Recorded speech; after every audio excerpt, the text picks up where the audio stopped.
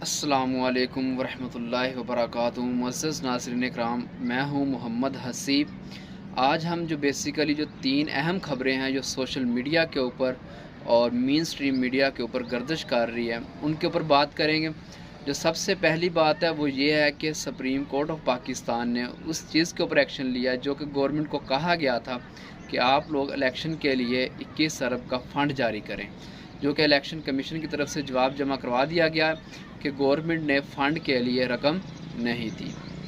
उसके बाद जो दूसरी हमारे पास सबसे बड़ी ख़बर है वो ये है कि नवाज़ शरीफ की वापसी के हवाले से जो एक्ट के अंदर यानी कि 184(3) के एक्ट के मुताबिक जो तब्दीली की गई थी वो ये थी कि नवाज़ शरीफ जो है वो वापस आकर अपनी ही दरख्वास्त को दायर कर सकते हैं और सुप्रीम कोर्ट ऑफ पाकिस्तान से ये अपील कर सकते हैं कि उनके जो केसेस है वो ख़त्म किए जाएँ, जो ताहियात नाअहली थी उसको ख़त्म किया जाए और उसके बाद ये 30 दिन के अंदर अंदर अपील कर सकते हैं। लेकिन उसके ख़िलाफ़ भी पाकिस्तान तहरीक इंसाफ ने अपील दायर कर दी है कि इस कानून को ख़त्म किया जाए, इस एक्ट को ख़त्म किया जाए।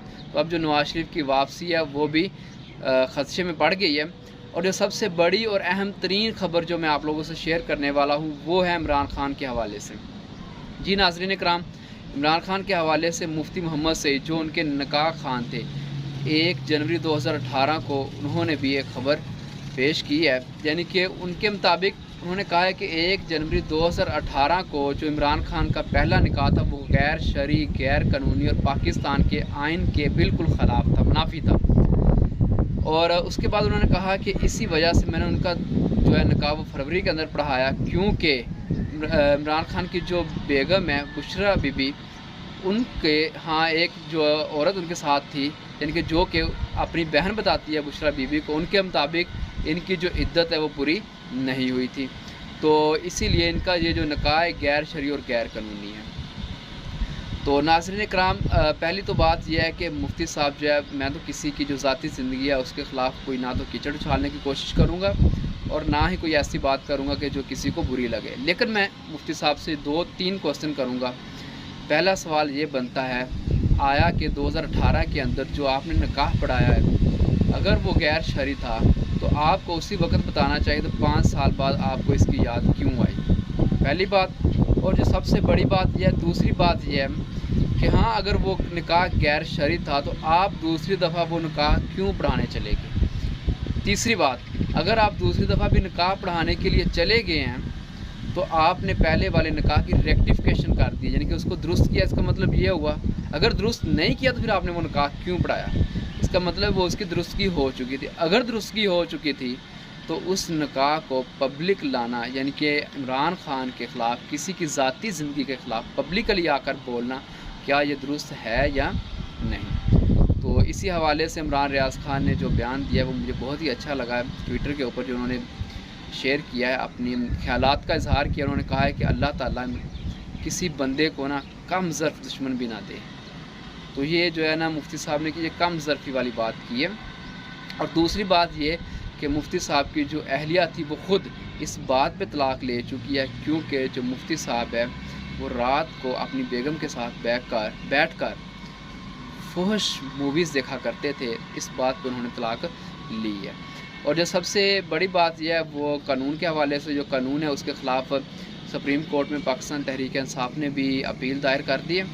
उन्होंने उसमें कहा है कि भाई इस कानून को वापस लिया जाए, क्योंकि इस कानून के तहत कि वो मुजरिम जो काफ़ी अरसे तक बाहर से भागे हुए हैं, अब उनको वापस अगर आते हैं तो मशरूत इजाज़त मिलेगी, क्योंकि गैर मशरूत यानी कि बग़ैर शर्त के हम उनको नहीं आने देंगे। ये ना हो कि उनके सारे के सारे जो केसेस हैं वो माफ़ कर दिए जाएँ। तो सुप्रीम कोर्ट ने इसके ऊपर भी 8 रुकनी बेंच बना दिया और इसकी भी जल्द समाअत होगी।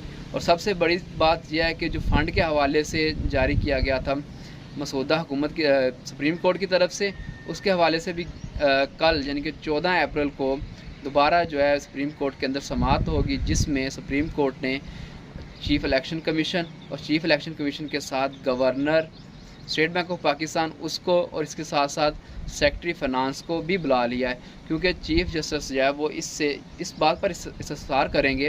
वो पूछेंगे कि अगर हुकूमत ने फ़ंड जारी नहीं किया तो वो क्यों नहीं किया? तो तब जो है वो चीफ़ इलेक्शन कमीशन या जो सेक्रेटरी है फाइनेंस के वो जवाब देंगे, क्योंकि इतना फ़ंड नहीं है। तो फिर उसको चेक करने के लिए जो गवर्नर है स्टेट बैंक के, उनसे पूछा जाएगा कि क्या इतना फ़ंड फेडरल गवर्नमेंट का इसमें पड़ा हुआ है या नहीं पड़ा हुआ। तो अगर तो पड़ा हुआ तो इसका मतलब ये हुआ है कि ये हुक्म अदूली हुई है, डिसओबीडेंस हुई है चीफ जस्टिस यानी कि सुप्रीम कोर्ट ऑफ पाकिस्तान की। अगर डिसओबीडेंस होती है तो उसके ऊपर कौन सा कानून लागू होता है, तो उसके हवाले से फिर दोबारा से बेंच बैठेगा। सबसे पहले सुप्रीम कोर्ट ये कहेगी कि जल्द से जल्द इलेक्शन की डेट जो है वो उसके हिसाब से इलेक्शन करवाए जाएँ, क्योंकि अगर फ़ंड पड़ा हुआ है तो इलेक्शन ज़रूर होने चाहिए, इलेक्शन लेट ना हो। और दूसरी बात यह है कि उसके बाद फ़ंड ना जारी करने पर जो सुप्रीम लीडर ऑफ पाकिस्तान यानी कि वज़ीर आज़म है, उनके ख़िलाफ़ एक्शन होगा, तौहीन अदालत की कार्रवाई चलेगी, जैसा कि ये कार्रवाई आज़ाद कश्मीर के अंदर चल चुकी है, उनकी अदालत ने चलाई है, आला अदालत ने। तो उसके मुताबिक जो सरदार तनवीर इलियास जो थे उनके ऊपर भी तौहीन अदालत का मुकदमा चला और उनको नाअहल कर दिया गया 2 साल के लिए। इसी तरह शहबाज शरीफ की भी नाअहली के ख़तरात मंडला रहे हैं। तो देखना ये है कि सुप्रीम कोर्ट इसके बाद क्या लाहे अमल पेश करती है और इलेक्शन के हवाले से क्या डेट अनाउंस होती है, कब इलेक्शन करवाए जाते हैं। जी नाज़रीन इकराम, इतना ही आज के लिए काफ़ी था। आप लोग अपना ख्याल रखिएगा। अस्सलामु अलैकुम वरहमतुल्लाहि वबरकातुहू।